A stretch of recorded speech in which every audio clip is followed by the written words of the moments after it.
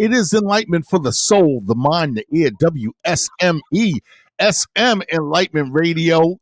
Good evening and welcome, ladies and gentlemen. It is another edition of the Sunday Night Spotlight that comes at you every Sunday right here on WSME, SM Enlightenment Radio, where positivity is everything.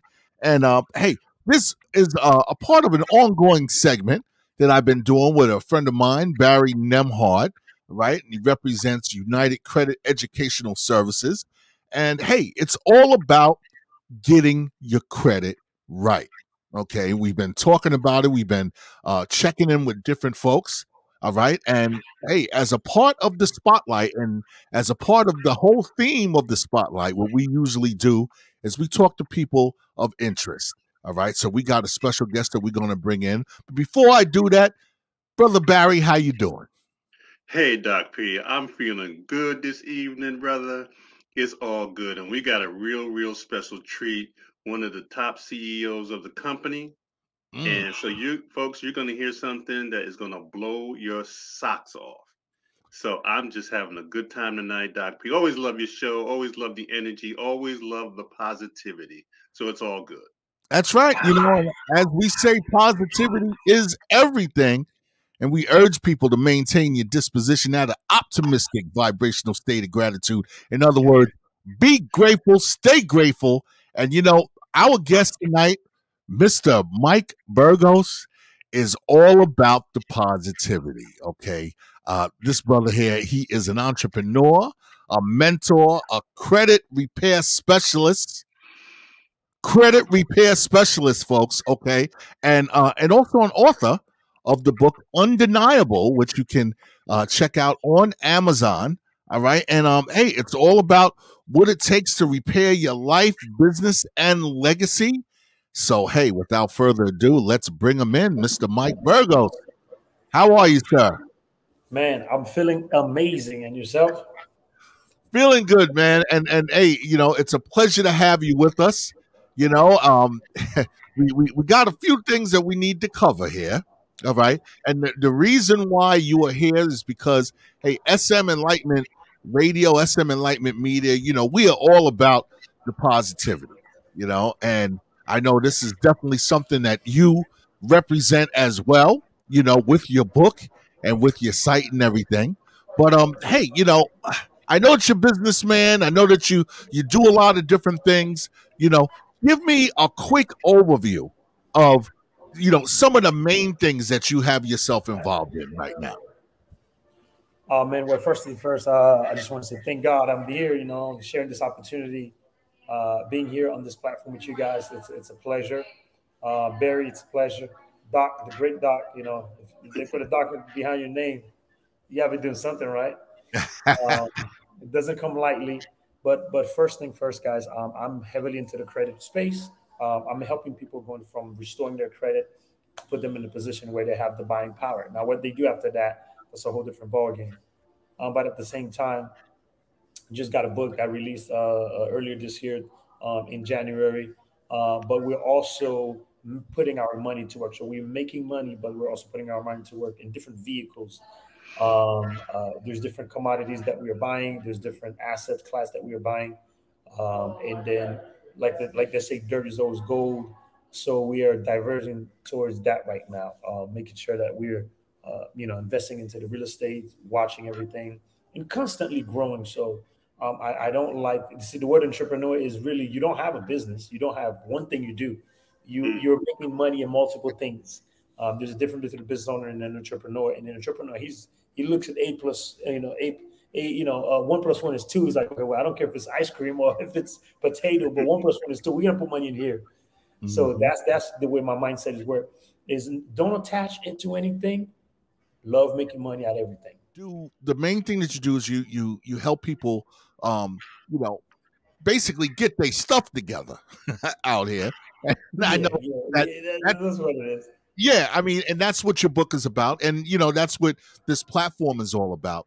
So, tell me, how did you get into this kind of work?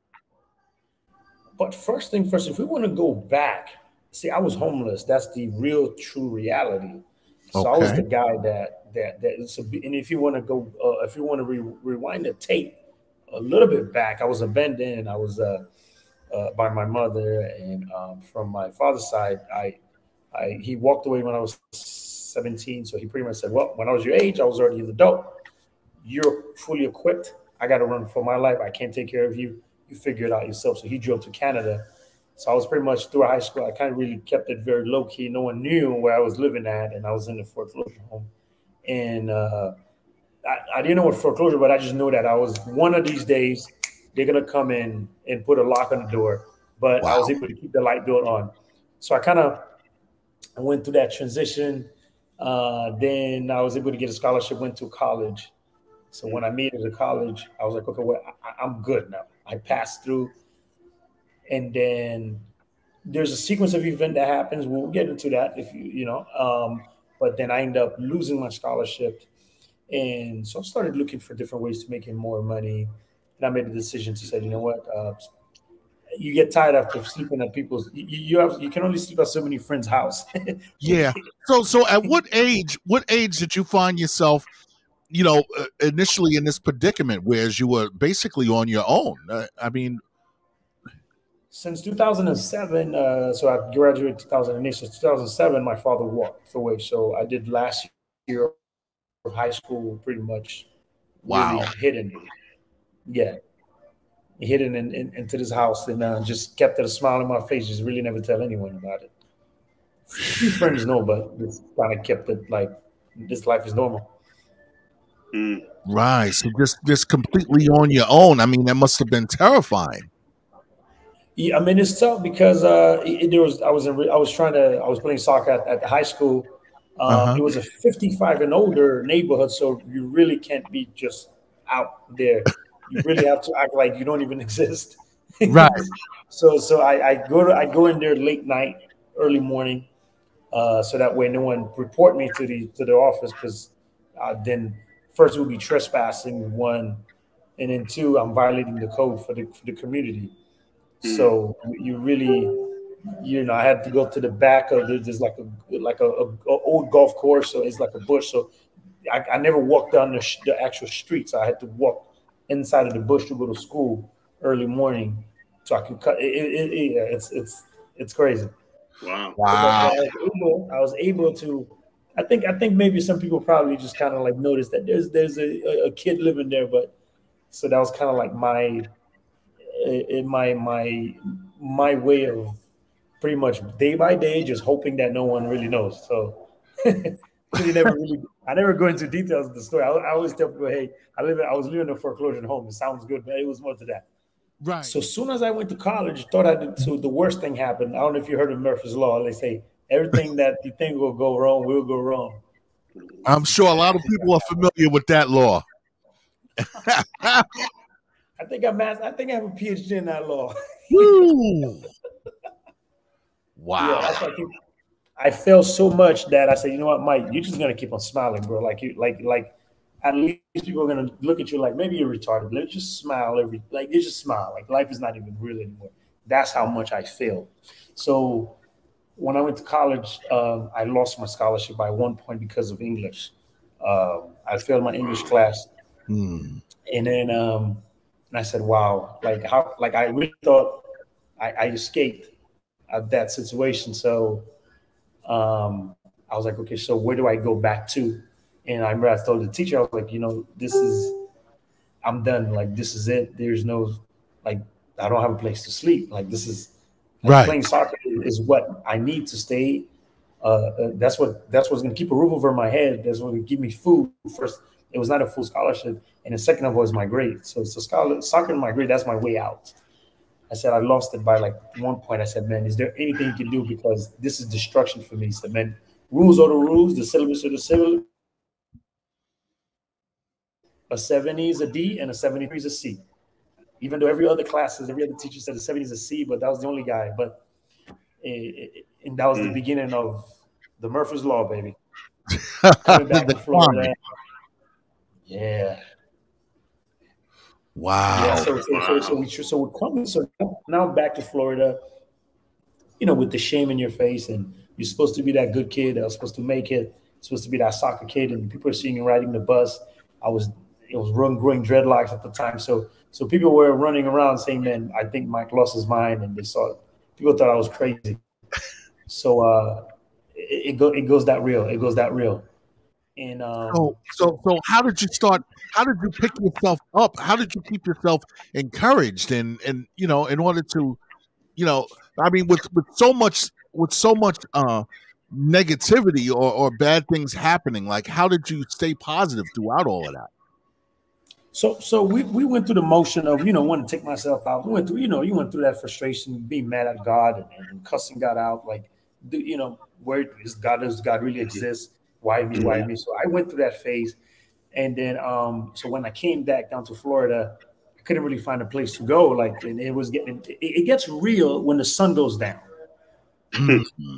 This is when it gets real. When you make all the phone calls possible, and you see that sun going down, and you don't have a place to sleep.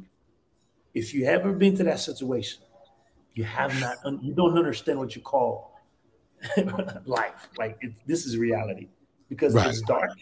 This is it.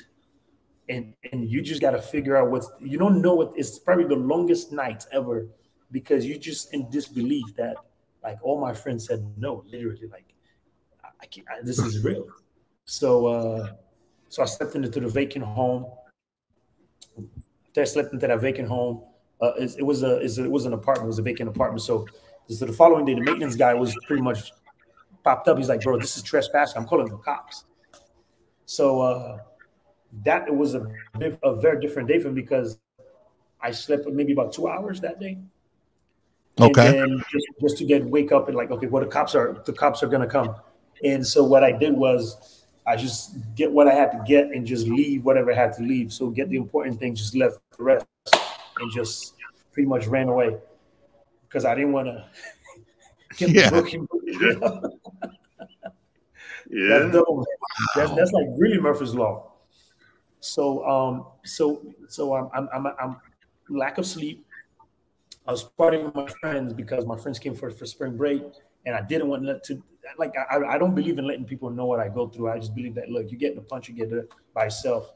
Like you're a man, you face it yourself. So I was technically kind of drunk too, because I didn't want them to know. So now I'm on 2 hours of sleep, running away from my life. So and I said to myself, Mike, something is going on here, man. Like there's a cycle of wrong, and it's just getting worse and worse. Like, okay, what is it that you can do? And I said, you know what? So let me just I went to the beach and just meditate. And I said, you know what? I'm gonna cut the hair. That's first thing first. I'm gonna cut the hair. I'm gonna find a way to just be sharp. You got to get a job, but before you get to a job, you got to write something down. You got to make a promise to yourself. So the promise that I made was never cry, never complain, work. I mean, I said work until you bleed. Overwork everybody else. And I did. Okay, so now you wrote this down.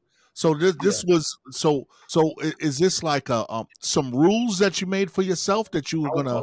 I'll call it like a creed. Is that what you call it? A creed? Okay, all right. A creed. So because I understand the power of writing things down and a commitment to yourself. Like Habakkuk 3 said, write your goals down plain so it can come into fruition. So, but that's all I had. Like there was no money, there was nothing. It was just. I lost all hope, and it's just like it's just depressing. You don't have a phone. So, and I said to myself, this is promised to me. Don't cry, don't complain, work harder than everybody else, and have an open mind. Like really try everything. So I was like, okay, you know what? If you bounce a ball, it hits the ground, it's gonna bounce back up. I was like, you know what? That's kind of makes sense though. Okay. I can't really lose because I'm at the bottom. Like I don't have credit. I don't have money. I don't have a car. I don't have a home. So I mean, if you rob me, you'd be wasting your time. I mean, ain't nothing. So I was like, I got drive. I just said, God, just give me courage. That's all I want. I want courage. I want drive. I want determination. If I could still be mentally straight, I can make it. I just don't know how it was going to happen, but right. I just got on asking questions and stuff. So and then I went to the mall and I got a job, crappy stuff, $7, $8 an hour. So that was the type of So job that's that the I got. first job you had was at the mall. I was at the mall. I was selling clothes on my next street. I was selling clothes. Nice. So then that was the beginning. That was the beginning of you climbing yourself, clawing yourself out of that condition.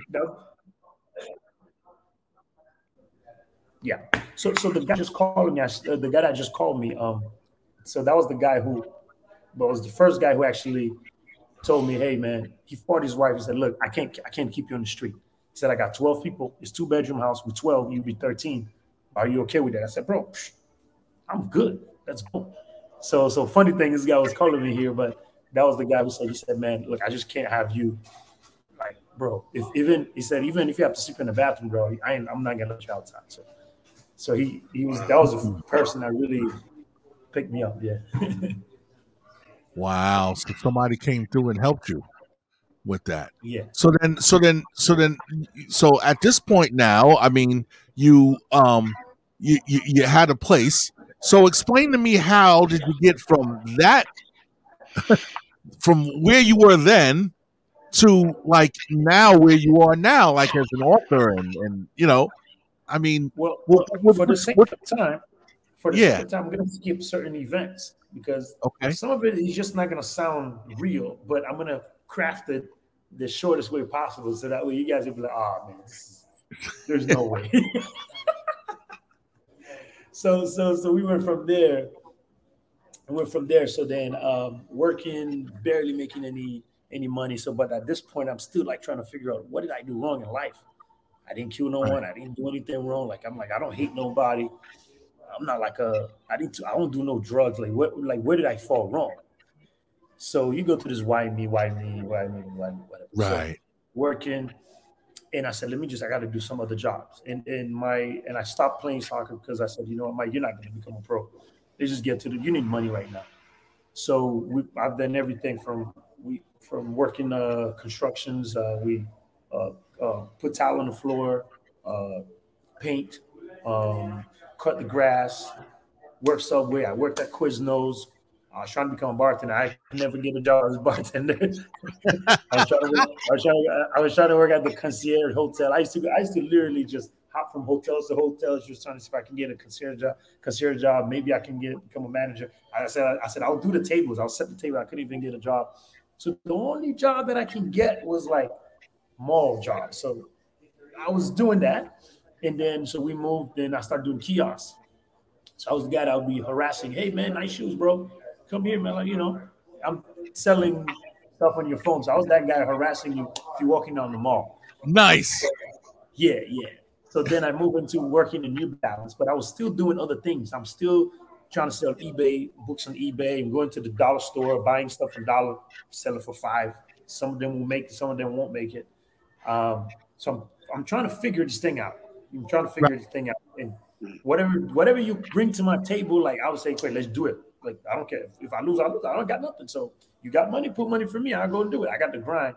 I remember one of my friends called me. He said, he said, "Yo, let's sell this life insurance." I said, "Bro, I don't care. You put the money, I'll grind. I don't have anything." So he's like, he's like, "Okay, so where do we go prospect?" I said, "I don't know. You the guy." I said, I don't know. So he said, "Let's go in front." I said, so my idea was, let's just go in front of the food stamp place, because since the people that's applying for food stamp in Fort Lauderdale, if they need money, because that's why they're applying for food stamp. So right, pretty sure they need an opportunity, man. Just imagine, I was sitting right there about to do harassing these people. I'm like, man, there's an opportunity. You can become a life insurance agent, and these people are desperate. They don't have any money, but I never understood it. But it was good training back then. But it was just your driving and just hustle, and I would get more numbers than everybody else. But then they wouldn't come. They're not, they poor. They just, that food stamp is, I didn't understand the psychology that people who have food stamp hustlers. So they're selling the food stamp for money. So, right. With that being said, I got fired at my kiosk job because the manager saw me doing some other. I got into a network marketing company, not really making any money. So he got involved too. He started making some money. He fired me. Long story short. Wow. What? So Ooh. yeah. So he told me because I was pitching both. I was pitching. He's like, no, you shouldn't pitch other businesses. Someone recruited him. He's kind of liked it, and he saw me at a meeting.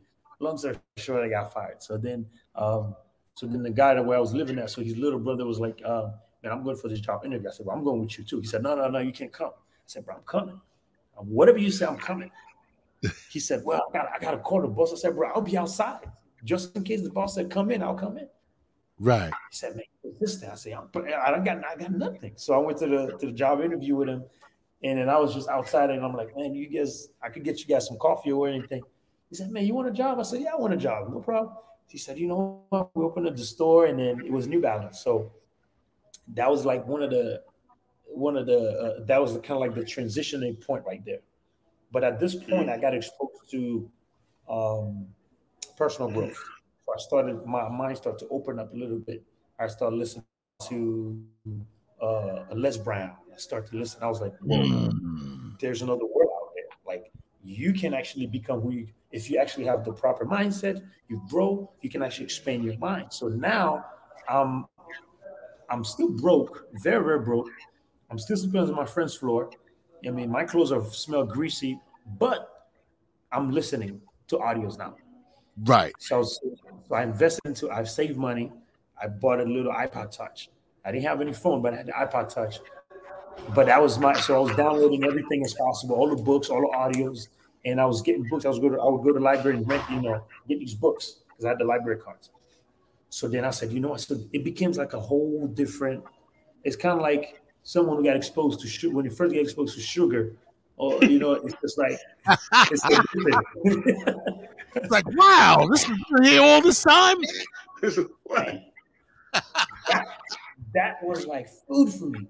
So I was writing down a lot of affirmations, write down your goals. So from then, I was always a go-getter guy. But once I understood that you can get it, like I knew that I can reach it. Right. So then I said, Mike, so what you're gonna do is you're gonna perfect your Spanish, but at the same time you're gonna learn Portuguese. You're gonna beat everybody else. You're gonna overwork everybody else. If you're gonna die, make sure you die on the book. That was like my mindset.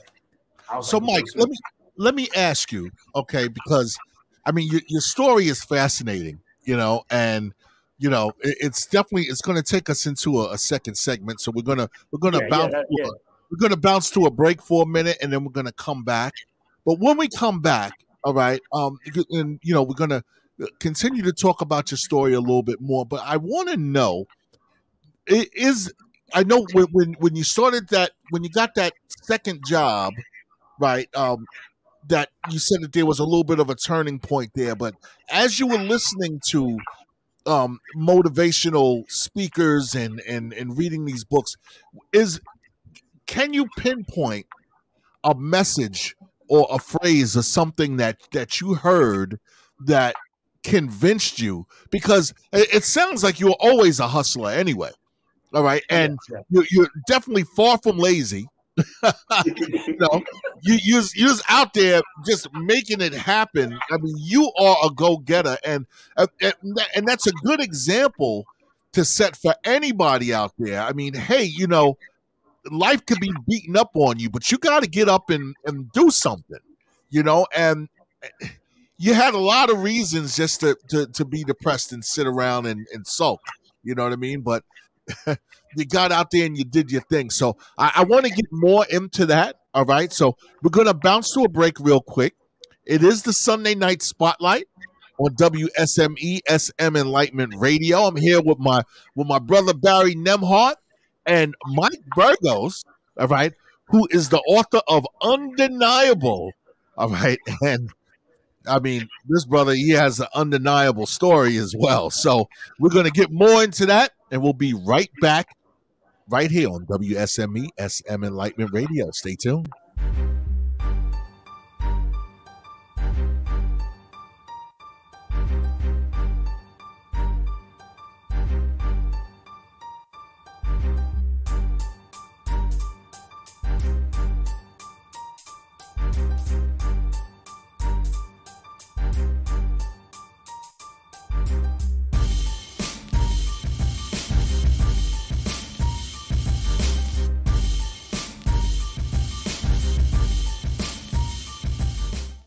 WSMESM Enlightenment Radio. It's the Sunday night spotlight. All right. And my guests tonight are Barry Nembhard and Mike Burgos, who is the author of Undeniable. All right. And you can find that on Amazon, right? That's right. In 3 Okay. languages, 2 languages so far. 2 languages. Okay. All right. Now, hey. So we're gonna get into what the book is about. We're Mike is telling a story, whereas we were at the part where he was actually starting to see some daylight, because there was a lot of darkness. We was coming out of a lot of darkness, but as you were saying, you were listening to a lot of Les Brown and a lot of other motivational speakers and reading a lot of books. So I was wanting to know, was there like a definite moment, an aha moment, where you heard a message or saw something that really put you in the overdrive with making things happen for yourself? I would say there's an audio. So I was the gym. I was working as a gym. I would call it the front desk, the receptionist Okay. at the 24-hour fitness. So I was the guy at the night shift, making sure that you don't skip me in, and you gotta put your fingerprint, make sure, hey, you didn't pay your bill, man, you can't work out. So I was that guy. So That's another. I need we need to make a checklist or a list of the different jobs that you've listed for yourself, brother. I mean, it has to be at least 10 at this point. I did a lot. I did a lot of jobs. So Nice. I used to be the guy trying to sneak into the gym, and I become the guy that is. So I said, at least I can work out. I can shower. Right. Hey, there's a lot of benefits to it. I get free membership, so I'm working there. We getting paid peanuts, but cleaning towers and putting up weights overnight. And then there's I was listening to John Maxwell over and over and over, and but every time I hear it, it's just like I learned something new. And then he said something. He was talking about the law of the lid. You see, the speed of the leader is the speed of the group. And I was like, man, and I was like, okay, well, let's put the groups out the way, but like I'm the pace setter for myself. Right. I learn faster. I could read faster. I can move faster, work faster. Those are things that I can control. And Les Brown had something. He said it was a funny a part of his story. He said one time he was a dish jockey, and he got to the job, and well, he was not an actual dish jockey. He was working there, and then he said the guy at the radio show was that night. He just had a little bit, too much drink, and then he looked like he couldn't keep up, and then I think the boss man was like, "Hey man, I think the show's about to come on," and I guess because he listened to it over and over, and he said, "Look," he looked at the guy, and then the guy couldn't go on, and he picked up the mic and he started running the show. Nice. So I was like, and then he said something else about his boss wanted him to go pick up some artist that was in town. He's like, "Yeah, can you drive?" He's like, "Yeah, you have a license?" Like, yeah. So he said he didn't have a license, but he was driving the superstar like he had a license. I was like, so then what I learned from that was, man, don't go out there and just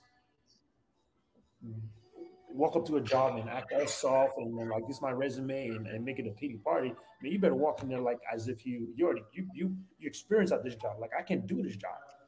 Like, that's no right. one's gonna give you accolades. No one's gonna be like, "Yo, buddy, you earned this." No, you got to walk in and say, "Look, I can do the job better than all these guys, man. You need to hire me." That's the guy you need to bet on, because I'm ready to work for less and I'm ready to do more work. So, so what I learned is if you fall on your back, you look up. If you can look up, you can get up. I think that's right. If you can look up, you can get up. Baby. If you look up, you can get up. So we gonna get in that ring though. But the only way for the fight to stop if it's a funeral, because I'm not stopping. So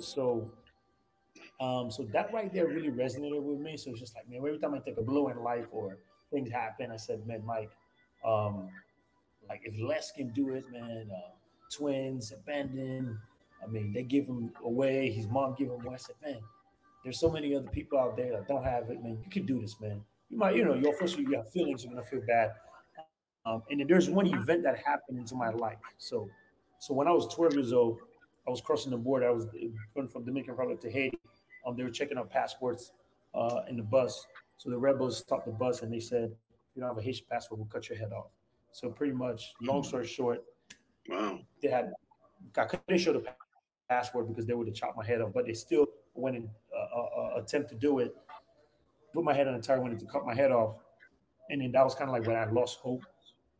Like when I lost hope, and I said, you know what, this is pretty much it. At that moment, everyone was fighting. They don't want this. They don't want it to happen. And I think they give him some money, tip them off, and then someone pulled me, and I got into another car. But I just don't really understand how I or knew or remember how I escaped because at that point I just knew that the next thing was just gonna be like that. So that is my pretty much my springboard.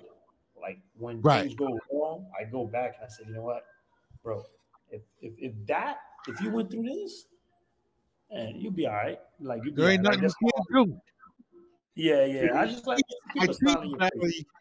I tease Barry a lot and call him a superhero. And he had Coach Brendan here, who was Wonder Woman. It's like he even brought me another superhero here, Barry. That's what I do. That's what I do. It's like, but Mike is more like I think he's like more like Spider-Man. You know what I'm saying? Because he's like. Yeah. You think that he's in trouble. Like, what is he going to do? You know what I'm saying? And he always got a way to get out of it, man. He got that Man, to shoot that web. I don't know, man. I just don't know. I can't. And I asked my sister. I said, "How did I get out?" There's certain things where you have to say, "Man, there got to be a God upstairs. Like there has to be one." Yeah. But I think a lot of it has to do with the fact that you believed in yourself and and you kept that going, and that's that right within itself is a gift. You know what I'm saying? And we all have that gift. We have the potential to to exercise that. It's like a muscle that we can exercise. It's just that we have to exercise it. So tell me about how you got involved with United Credit Educational Services and helping people with their credit. It's like, were you well, I know the business has been around for since around 2007. Four. Yeah. Okay. 2004. Okay. So at what point did you get involved with the company? I got involved end of 2016, going into 2017. And my reason to be involved was when I got to the banking industry, I thought I was going to make six figures. So I was making 33 a year. At this point, I was pretty much in multiple languages. I was able to communicate, and I did everything in my power and to see if I could get a raise. But I was like, I couldn't get a raise, so I said, Mike, you got to get out. You got to get out quick. Like you got to go. So I was looking around. I gave a friend money to buy cell phones. Lost the money. It was all credit card and cash events. So that put me into 22 grand debt. So when you're in $22,000 in debt, no woman looks attracted to you, man. No food is tasty. Nothing is fun in life because you just know you're about to go down.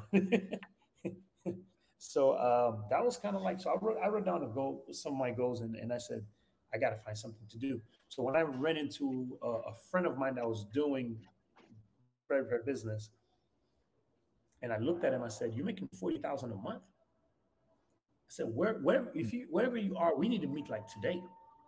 Like we need to meet today. I don't know what you're doing. We need to meet like right now. So I was talking to a friend that knows him. And I told the friend, I said, look, whatever you have to do, I need to go meet this guy. Look at him, his eyeballs, and see if it's real. We went there, sat down with him. I said, bro, you living like this? I mean, I was on a 40-something floor. I said, this is you? And you driving this? I said, oh, man, you making this money legal? Like, what are we doing? Like, what are we selling? Nice. He said, I said, you telling me credit repair got this much money in it? I said, I don't need 40 a month. I just need to pay those 22 grand in debt. But if I can make 10% of what you make, bro, I'll quit my job today. He said, you got to go to work, man. So I didn't know I would be making money here like that. But from a banking perspective, so it was, in order for me to close 100 credit card applications to get 100 approved, I would need to go to about 300. Right. So I'm constantly, getting people to, hey, approve for a credit card for a loan and stuff. They're getting denied, denied, denied, denied, denied. Especially in Fort Lauderdale, it's crazy. Like once you put in the application, they get denied. So I was like, okay, there's a high demand. No one's preaching about credit. No one's. I said, this is a very nice avenue. There's a lot of money in it, and everybody's focused on selling real estate. Everyone will become a mortgage loan officer. Everyone is insurance. But this lane right here, no one perfects it. I said, this is a clean millions that's sitting right there because there's no credit specialist around. If you Google credit specialist, I said, yo, I could become a king in this thing. Like I don't even have to be good. All I got to do is got to go through the numbers before the world starts talking about credit repair. So that was kind of like my mindset because I said, if I become a realtor, everyone's doing real estate. Right. If I'm the only credit guy around talking it, trust me, everyone's gonna point at me. So we got started, man. I went to the headquarters and I met the owners. I wanted to make sure that this is something that's for real. I don't want to waste my time after going through what I went through, my life story. It's just kind of like, if I want to do something, I got to go big. I can't just go chase $1 million. It's not enough. It's a waste of time. Coming from where I'm coming from to the extreme.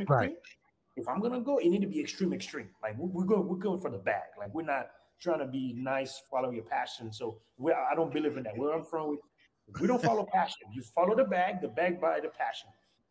So now you went into the company basically as sort of like a member that was working for the company. Did you go into it needing the services yourself to repair credit or to get your credit right? Or, I mean, because like you said, you was in a lot of debt.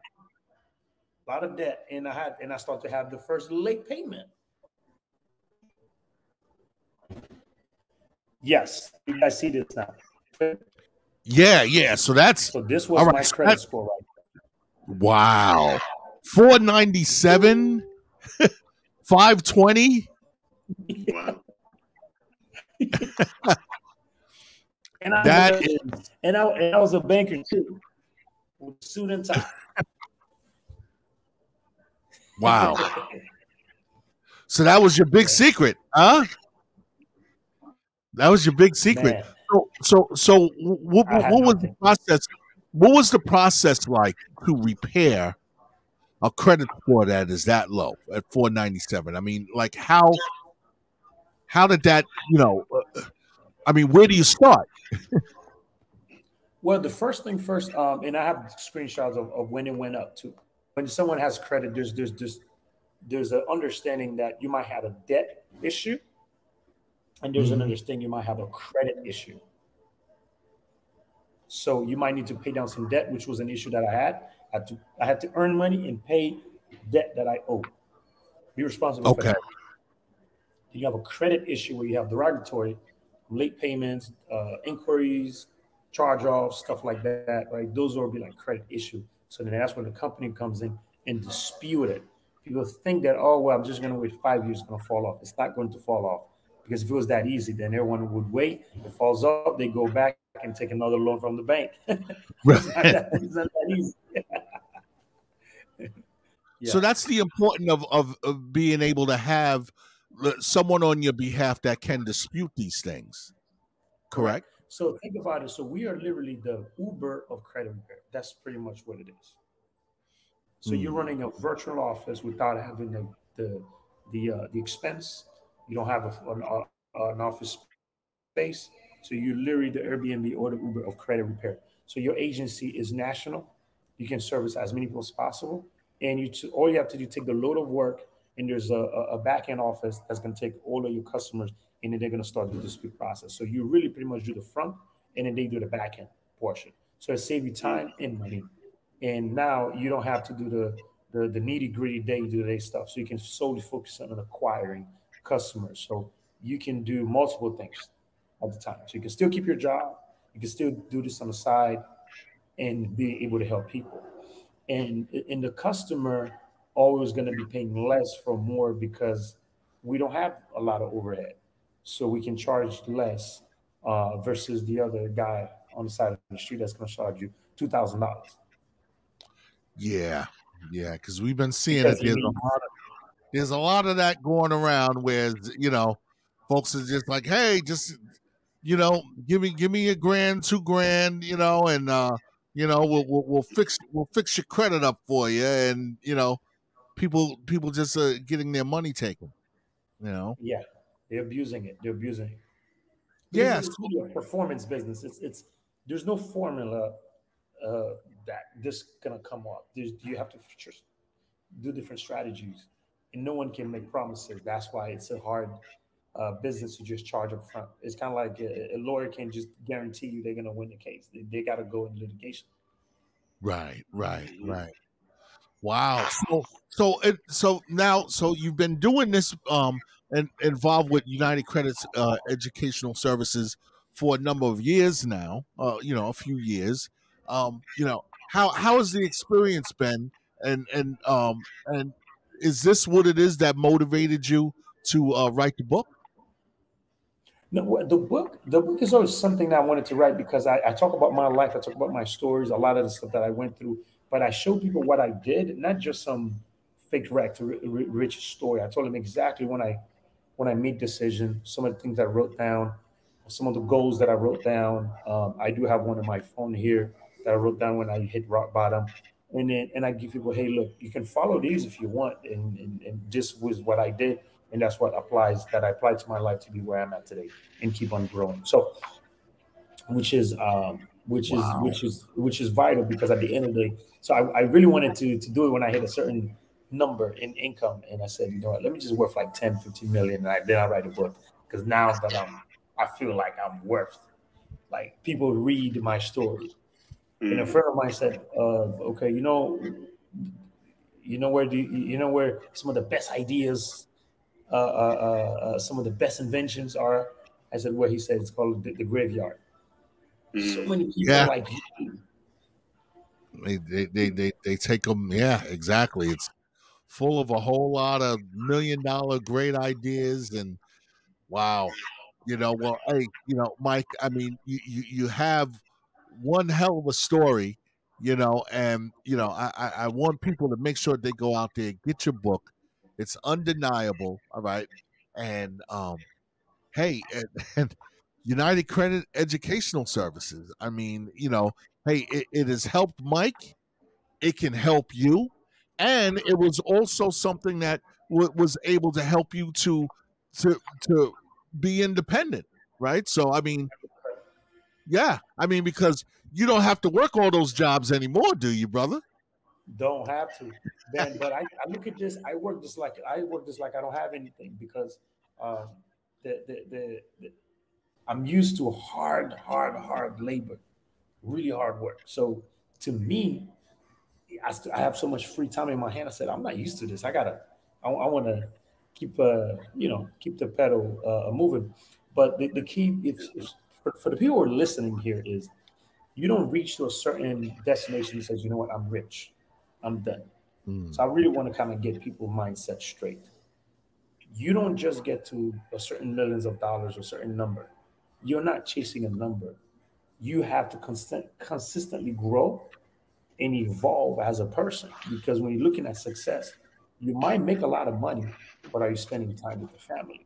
Maybe your social life is not as strong. You need to strengthen that, or you can be lacking in your spiritual life as well. But what about the physical life? You can make a lot of money grind and you lose a lot of hours, and then you don't work in the physical. So everything works together. So coming into the game, I was just like money, money, money, money. But okay, but before you get the money, you remember you need to be up. You need to be in the right mindset. Mental health is key. You need to be good at home because if home is not at peace, you can't perform at work. If home is in chaos, trust me, you're definitely not going to perform at work. So, wow. So I want you guys to understand this. Yes, we want you to make more money. Why do you want to make more money? Because your family needs it. So remember, people said, you know what, I want to have my kids, my family first. Money's not everything, but you want to build your family. but you don't want to make money. So what you're doing, you're destroying your family. Let's get this thing straight. You need the money to have the family. You're destroying your family, and then because what happens when you don't have the money, and eviction is on your door, family destruction. Because now your kids are seeing pain, they're seeing you losing your manhood, and then now that's stuck into their brain. So, Right. so we're not saying money is everything, but if you're listening to this right now, you don't have a second way of making money. You need this 100%, not a question. If you have two ways of making money, you need this. If you have three ways of making money, you need this. If you're in real estate, you need this. If you're a realtor, you're a banker, you need this. If you are a insurance broker, you're an adjuster, you need this because we all work in finance. You can't let these customers go away.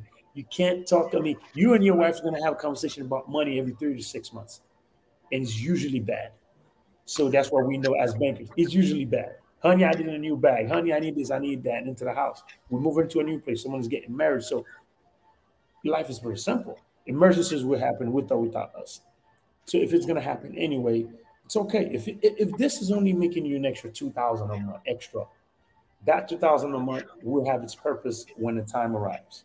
Or maybe that 2,000 a month could be go towards the stock market. You're gonna get a blow. You will get a blow. The market has to fall for some people to drop and for some people to pick up themselves. So Mhm. it's just a cycle of life. It's simplicity. Now, if you don't want to do this, you don't want to be part of the Barry team and a great Doc team, it's okay. We will see you anyway. We still be friends, still on Facebook, but when we're in the yacht together, we're partying. You guys is gonna be waving at us. That's it. That's it. That's it. And, what I really liked about this segment that we did with you is that you really gave us a lot more insight on how it is that people can make something for themselves. All right, and really create second income. Eventually make it a 100% income if they wanted to, and because there are a lot of opportunities with the company United Credit Educational Services. I mean, hey, you could get involved, of course, to get your credit right, but hey, there are opportunities there, real opportunities to make income and to make money, you know and hey, the my main man that's been here chilling. Listen, I mean, we Mike, I tell you, we are fascinated with your story. You know what I'm saying? Fascinated. I mean, the things that you've been through, the fact and that you're here and now successful, a successful author and doing a lot of things. I mean, your mentorships and everything. I mean, hey man, my hat goes off to you, brother. And thank you so much for blessing us and coming through. And hey, brother Barry, Yes, sir. hey man, people after hearing this, I'm sure people want to know more Absolutely. about the company. How can they find out about, first of all, getting their credit right? If they need help with credit, if they're in any kind of debt. I mean, we're right in the middle of the holiday season, and just like Brother Mike said, money is a topic that comes up.